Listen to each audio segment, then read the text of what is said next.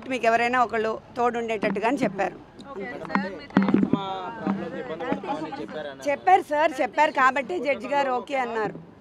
Health issues ఉన్నాయని చెప్పారు. ఎందుకంటే అలోన్గా ఉన్నప్పుడు ఆస్మా వచ్చి కాఫ్ వచ్చి తనకి సీజర్స్ వస్తుంది.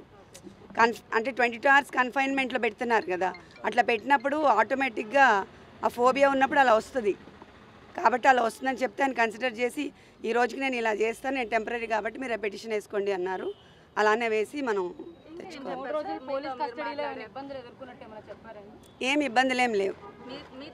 అదే చెప్పారు కదా, ఈ కేసుకి సంబంధించినవి కాకుండా ఏవేవో వేరే అడిగారని చెప్పారు అంతే. నేను చెప్తారు చూడండి, అది అది దీనికి తెలుసు. నా కేసు గురించి అంత ఐడియా లేదు.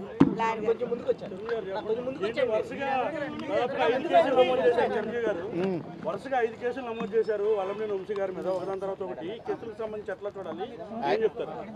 అంటే ఇప్పుడు వల్లభనేని వంశీ గారిని మేము మొదటి నుంచి చెప్తుందే కదా, ఏ కేసుల్లో కూడా నిజాలు ఏం లేవు. ఎలా అయినా వంశీ గారిని కొంతకాలం అయినా జైల్లో బంధించాలన్న ప్రయత్నమే తప్ప ఇంకేం కాదు.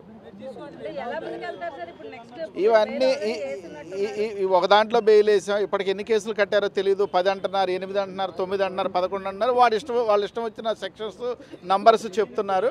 ఇవన్నీ ఫుల్ ఫైనలైజ్గా వాళ్ళు అవన్నీ ఒకటి సమాచారం తీసుకుంటున్నాం. అన్నీ కలిపి వీ కెన్ ఆల్మోస్ట్ ఇవన్నీ కూడా రేపు కోర్టులో నిలబడేవి కాదు. ఇప్పుడు సత్యవర్ధనం ఎలా అయితే సత్యం ఏసీబీ కోర్టులో చెప్పి SC ST కేసు ఆ పార్టీ ఆఫీసులో తొలగిపోయిందో, భవిష్యత్తులో కూడా అన్నీ అలాగే జరుగుతాయి.